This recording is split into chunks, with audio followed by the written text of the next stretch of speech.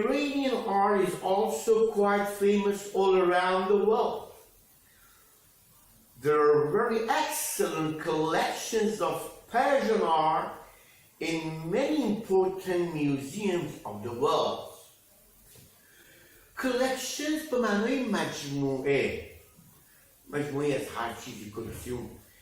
البته جمع‌آوری، اعانه برای کمک به دیگران هم معنی میده. کلمه collect رو داریم، من براتون تو تابلو می‌نویسم این مشتقات این کلمه رو، باش آشنا باش. collect ورب ما هست و collection نون ما هست، این معنی جمع‌آوری کردن، رفتن و آوردن. به عنوان مثال آشغالانش رو در نظر بگیرید که شما ساعت 9 در خونه‌تون آشغالا جمع می‌کنید، می‌بینید که the car, the rubbish car comes to our home to collect the rubbish. Good.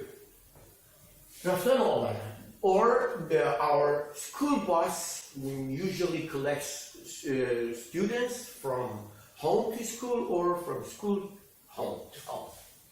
Right. Collection جمع‌آوری، مجموعه یا جمع‌آوری اعانات هم میباشد. اعانات، پولی که جمع‌آوری میکنیم برای کمک به دیگران. کلکتیو داریم، معادل با این گروپ یا گروهی هم بهش گفته میشه که الگوی اضافه بکنیم به غیر تبدیل میشه. این بابت کلکت بوده. و there are very excellent collections of Persian art in many important museums of the world. If we want to name countries with richest art and cultural diversity, Iran is among them. Persian art is famous in the world for reflecting moral and social values of Iranian people and the natural beauty of this vast country, great country, wide country. و در این پاراگراف ما داریم در مورد هنر ایرانی صحبت می‌کنیم. پس تاپیک ما در خدمتتون عرض بکنم پاراگراف 4 در مورد Iranians، بله، ancient art بوده. البته پاراگراف 4 رو من پاراگراف 5 ابتدا خوندم براتون.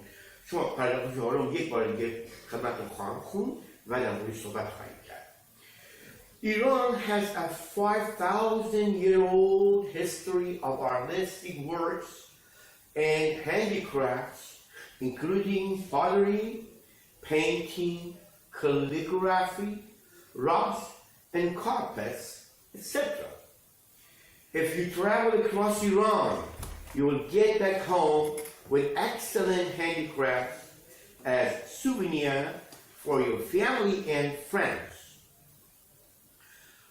Right. This is paragraph 4. And as you say, we have